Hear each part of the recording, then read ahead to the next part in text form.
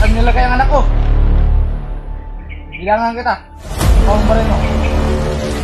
Buhayin pa kita. Sabi ko. Okay.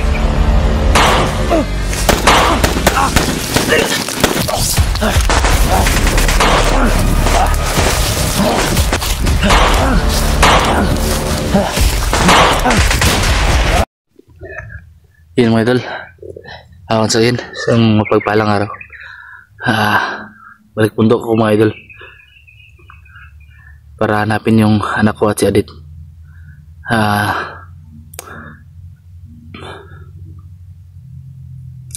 Sinabihan ko na sila Buster na patungo na ko sa kanila kanina mga idol. Ngayon na nalaman ko na kung anong totoong nangyari mga idol. Malaman ko lang talaga kung sino may hawak sa anak ko at si Adit. Hindi sila magsisisi mga idol. Talagang papatayin ko sila mga idol. Lalong lalo na yung Panginoon nila. Ayaw na lumabas na yung Panginoon nila. Nagkita na kaming ulit. Babalikan ko siya mga idol. Hindi ako papayag na matalo kami ng isang katulad niya. Ngayon mga idol, medyo malapit pa lang ako sa daanan, pero ito tayo yung magpupensa mga idol dahil ang dumadaan dyan hindi natin kilala, baka mga bandido yan. Dito sa lugar ko ngayon, nagmamasid ako mga idol. Hindi natin alam kung anong meron dito, kaya ano, may langgam. Parang sinyalis niyan mga idol. Sinyalis na kung tumutunog yung mga langgam, may mga tao sa paligid. Kaya di tayo pwede magpipensa.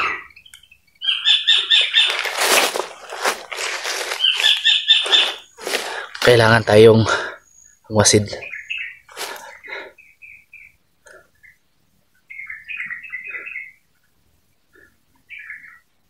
Oras na kapag sinaktan nilang anak ko as Adit. Diyan sila nagkakamali.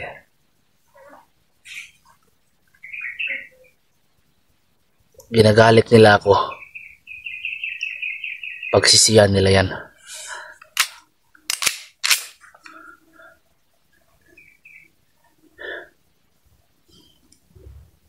Kaya kung nakita mo man itong video na to, kung sino ka mang may hawak sa anak ko at kay Adit, ito lang tandaan mo, hanggat buhay pa ako, hahanapin kita kung saan lungga ka man nagtatago. Oras na pag may nangyari sa anak ko, tandaan mo yan.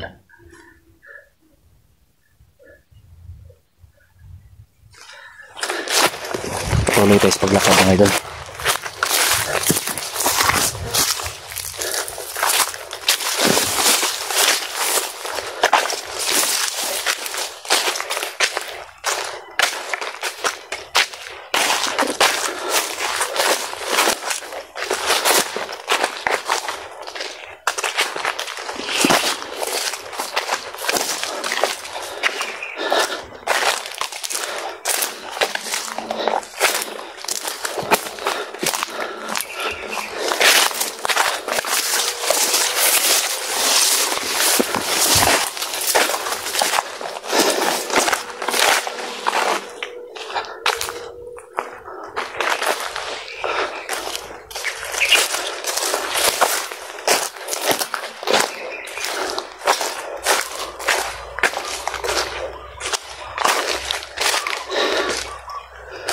Sobrang tahimik ng lugar.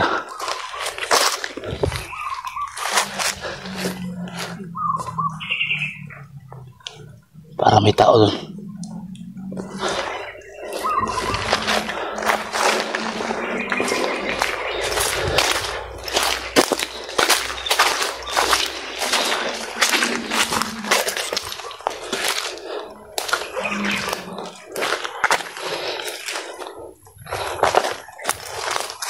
Ayan o. Tama talaga dito. Hayop ka.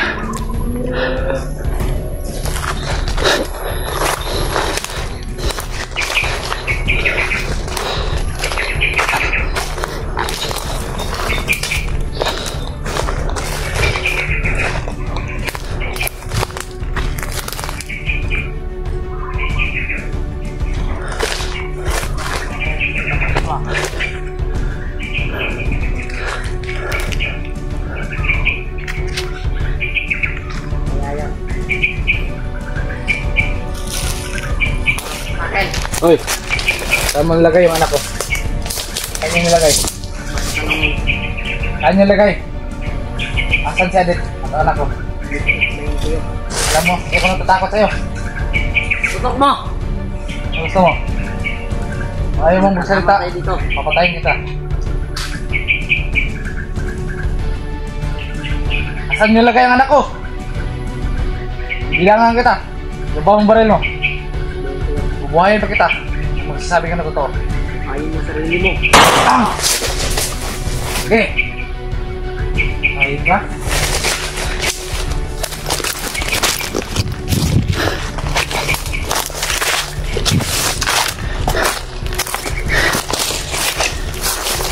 Pag sinabi kong bubuhayin pa kita pag magsalita ka ng maayos.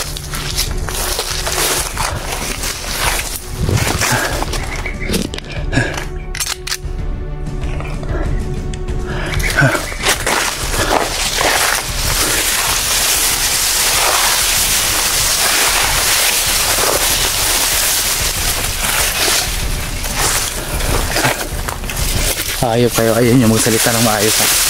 Pinakausap kayo na matino. Sumbagot kayo na matino.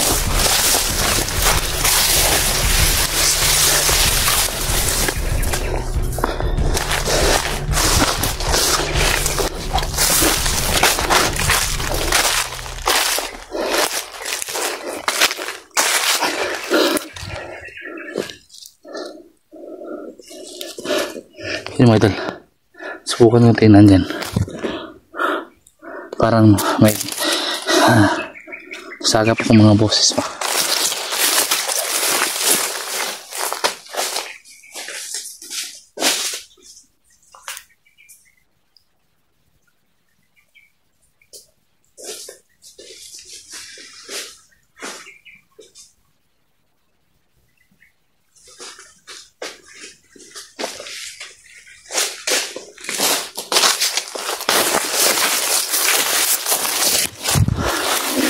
Parang may nanggaling dito.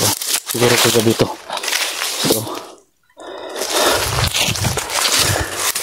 di kaya sila Buster dito galing ka.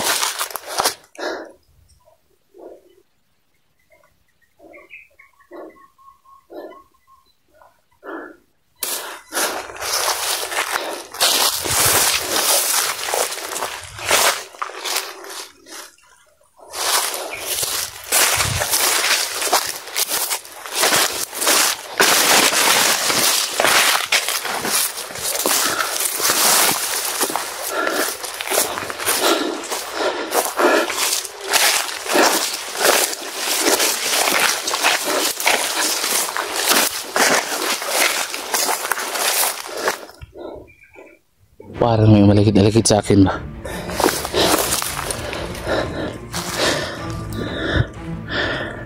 Ay po.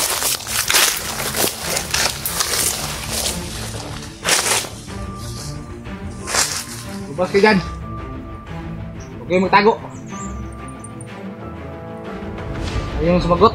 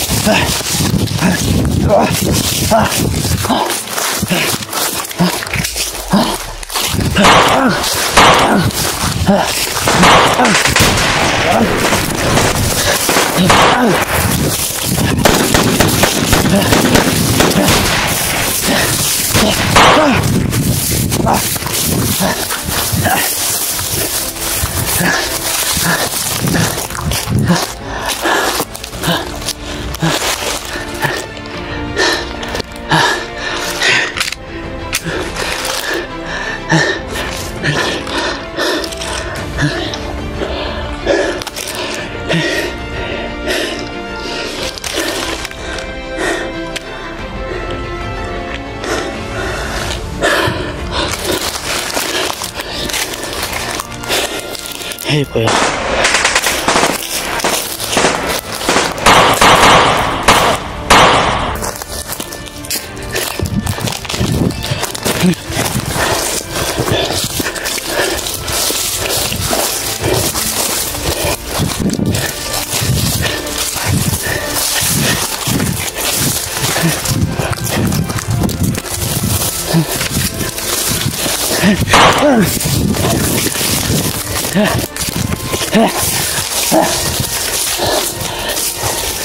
Maharang pa kayo. Hindi kayo makapigil sa akin.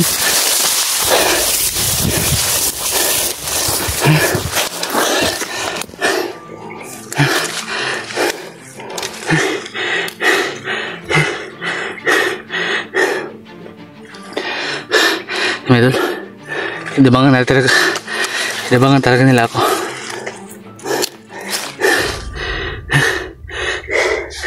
Inisa-isa ko sila lahat. Hayop kayo. Akala ninyo may isa nyo ako. Nagkakamali kayo.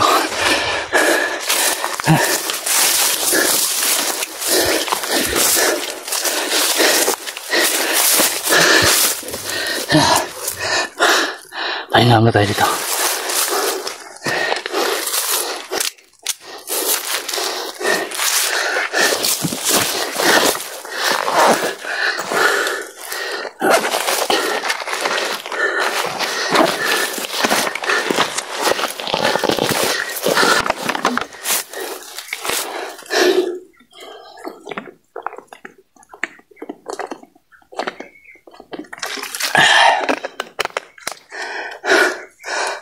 Grabe.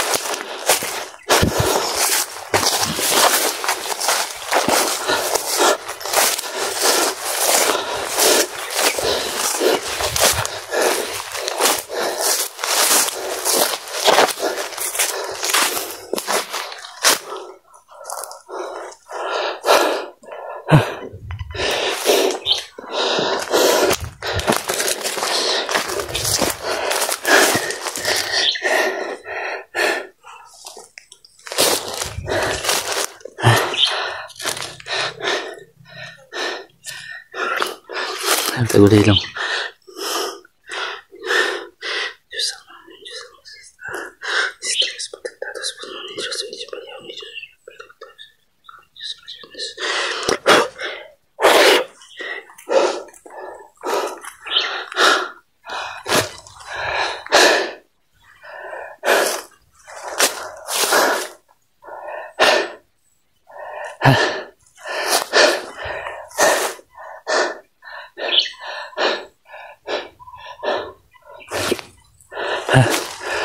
Napaka kailangan na tayo mamahinga dito mga idol.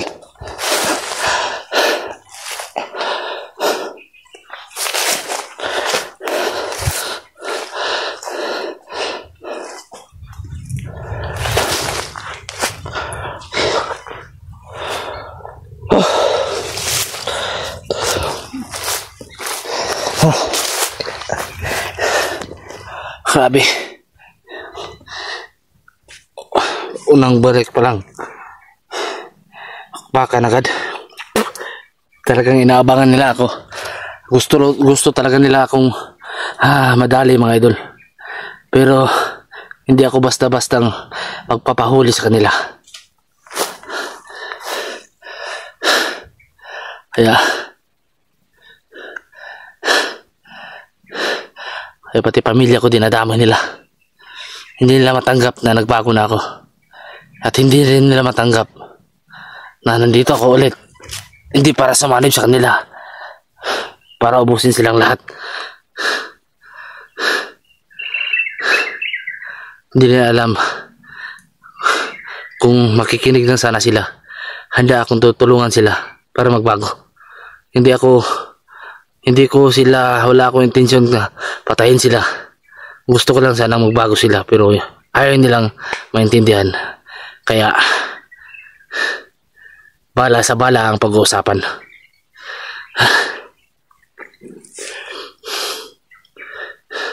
Kaya nagkaganito sila.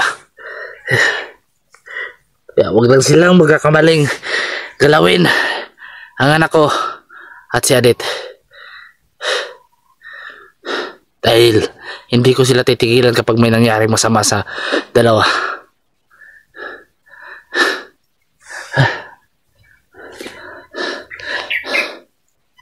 Kaya magtago na kayo kung saan lugar kayo nagtago, dahil hanapin ko kayo.